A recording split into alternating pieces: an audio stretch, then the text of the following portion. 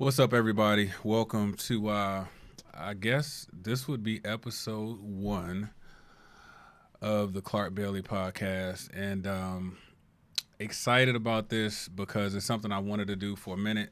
Couldn't really figure out the type of content that I wanted to share. But it's been a lot of stuff on my mind lately, not only about media stuff, but just entrepreneurship in general. I know that I have a variety of people that I connect with on social media across the different platforms. And so today I thought I would just kind of share a little bit of insight and some strategy and just observations that I've had of being a full time entrepreneur now. Is it going on 7 years, I believe? And even before that, before the advent of social media and different things like that. So I'm gonna go ahead and jump right into it. If you guys have any comments or whatever, leave them below, and we're actually going to take the audio from this and push it out to our podcast as well. But one of the things and one of the conversations. What's up, Caleb? How you doing, man? Appreciate it, brother. Thanks for the accolades on the stream, man. One of the things that I have been talking about for a long time is the concept of social media versus website. And I understand the presence on social media. I understand why people do it. I understand why people are on there heavy. I understand why we've built so many influencers on social media.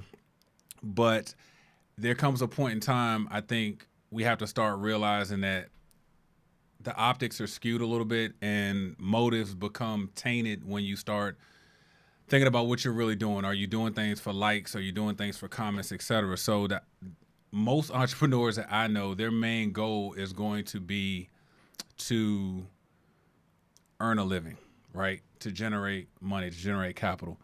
And the thing now is, I love social media, right? But I've also seen the downsides of it. And a lot of times people would think if you have a big account on social media, it means one thing. If you don't have a big account on social media, it means another thing. And honestly, it's just a lot of misconceptions, right? So let's start breaking this down real quick and get into it, because we're not going to be here long, but I just wanted to kind of get this information out there to you guys. Let's talk about some of the pros and cons of social media. Social media is definitely where all the eyeballs are. That's where the attention is. People go to social media as an escape. We share our lives there.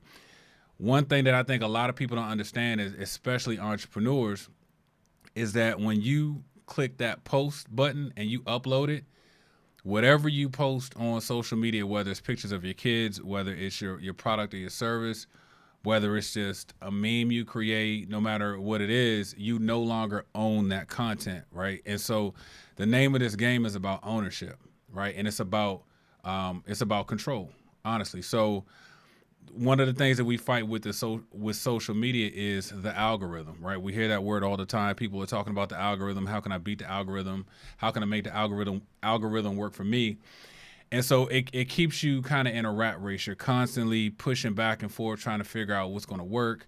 You post something, it doesn't get the reach you want. So you have these thoughts of, should I take it down? Should I leave it up? What's going on? So it's just so much to consider versus a website, right? Now, when it comes to a website, a lot of people kind of like, I don't really know if I want to do a website, because they're thinking about the work that has to go into it, right? And as far as the whole viewpoint of entrepreneurship, we got to get out of this mindset that everything is going to be free. Like before social media, people paid for everything. The people we were paying that money to, oftentimes we call the gatekeepers, right? We paid for advertisements, whether it was billboards, television, radio, newspaper, whatever it is, magazines, whatever it is, we had to pay for it. But now when we get to social media being quote unquote free, we have this mindset of, I don't want to pay for anything anymore, right? I just want to put my information out there. And then the idea of these social media companies, their whole view is to aggregate our data and sell it to people that are going to advertise and spend money to run ads on Facebook, right? So they're going to give these people basically targeted leads to say, hey, look, if you run ads on my platform and you pay money to run ads on my platform, here are billions of people that are using my platform that you can put in different search criteria and you can target your ads to. So if you look at it from that perspective, it's money based. Now, if you've been on Facebook for a long time, you know that the organic reach of business pages or fan pages, whatever name iterations they've gone to, you've watched over time the organic reach kind of start to dip. Not start to dip, it's fallen off. And the reason it did that is because they wanted people, even if you have 500 or 50,000 people that like your fan page, they still want you to pay money to run ads to the people that have already said, I want to follow this content. I want this content to be in my feed, right? So they want you to pay money for that. So these social media platforms, whether it's Facebook, Instagram, TikTok is kind of getting there, LinkedIn, YouTube, although I really love YouTube, and that's another video. But these platforms are pay for play. They want you to come on there and they want you to run ads to the platform. Now, as an entrepreneur, what happens is we've become we fall in love with these tools, is what I call them. We just have these love affairs with these tools. We've uploaded our whole lives to these platforms, and then when something new comes along, the organic reach is just insane. It's a lot easier than what you're currently on. But when something new comes along, we're really hesitant to try it. Like I don't want to put something over here because it's not going to get the same reach, or I'm not going to be able to reach people. And a lot of times we're almost like Pavlov's dog, for lack of a better example. We need that interaction. We need to hear that like bell go off. We need to see that comment to really feel secure, or to really feel that our content is making some type of impact, right? So it's a game that you will constantly, as an entrepreneur, chase your tail. Now, the flip side, your website. The website is what you control. You control the look and feel of it. Everybody on Facebook, or Instagram, this stuff pretty much, I mean, the images that they're uploading and videos look different, but the shell, the look and feel of it, right? You can change your cover photo and all that, but basically it's the same for everybody. Whereas a website, that's your home, right? So you got to think about, does this make business sense of an entrepreneur? I'm going to run my entire business from Facebook, and then Facebook is going to deem when I post something, they're going to deem who they're going to show it to. Like, I'm in business trying to make money, right? I'm trying to reach as many people as possible. But these social media platforms are going to tell me, okay, we're going to show your post to 2 to 3% of your friends list. Now, you got 5,000 friends, but they're saying, you know what, we think that you'll be interested in this, so we're going to show this to this person, and we're going to show this to that person. And you're constantly just pumping out content, and you're pumping out so much content, and there's so many people out here saying, oh, you should be putting out 100 pieces of content a day across all the platforms and still run a business, right? So what type of strategy should you be doing as an entrepreneur? It's simple. My thought process is, especially for my creatives, all right, you need to have an online presence. You need to have a website, right? You need to have some place on the internet that you call your own. You need to have a place that is that has the look, that has the feel that you want, a place that, you can write your articles, you can post whatever it is you want.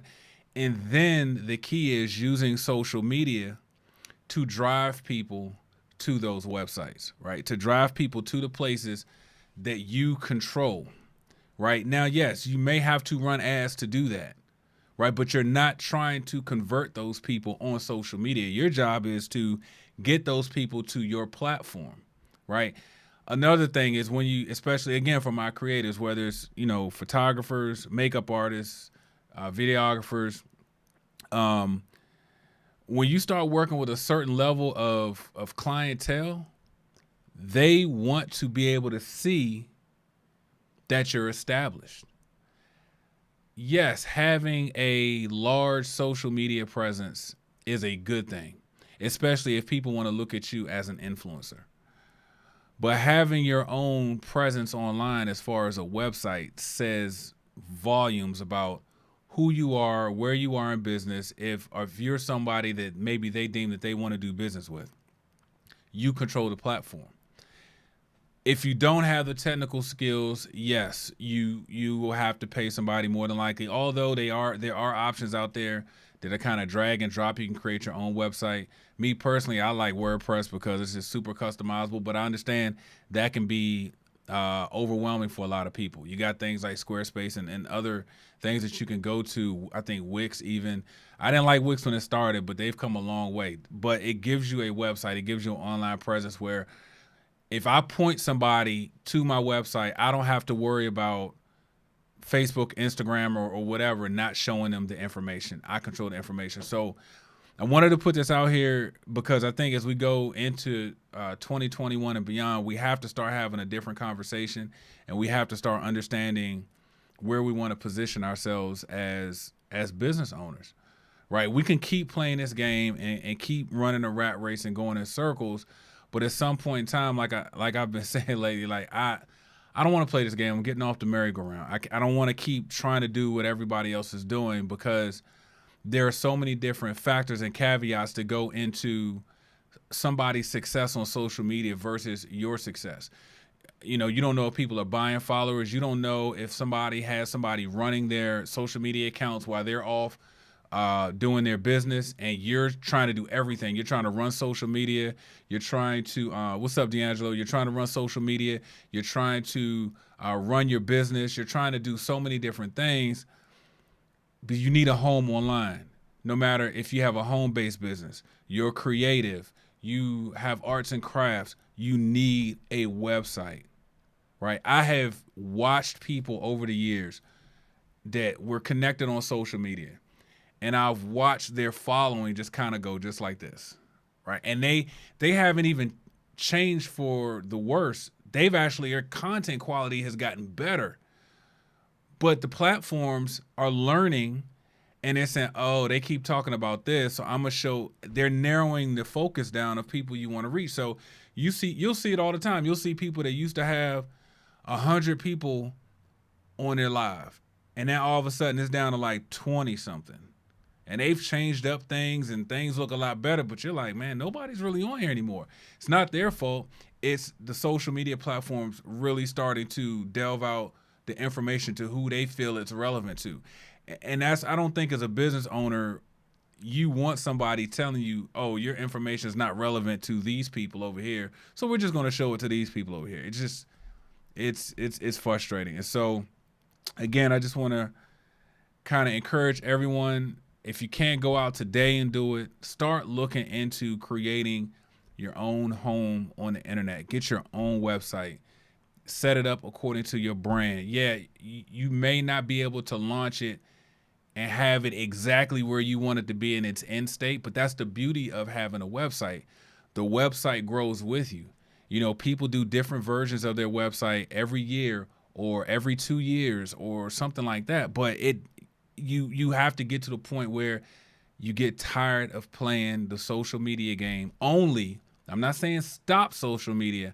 I'm saying don't let social media be your only thing. Like, I'm telling you, it's not. These companies are in it for the money. They want to make money just like you do, right? We agree to be on these platforms. We know our information is going to be sold to these companies. We know we're going to be targeted for ads, and we know that Facebook is listening, even though they say they're not listening. We know they're listening. I get too many things popping up in my feed from stuff I'm having conversations, one-on-one conversations with people about. We know these things are happening, but at the same time, we got to get to a place where we start controlling our own narratives, we start controlling our own business, and we start making it happen. So I want to jump on here. I wanted the first episode of this podcast to be specifically about social media and websites. If you guys have any questions, make sure you get in contact with me. No matter where I post this, there'll be a way to get in contact with me, all right? I'll check with you guys on the next one. Take care.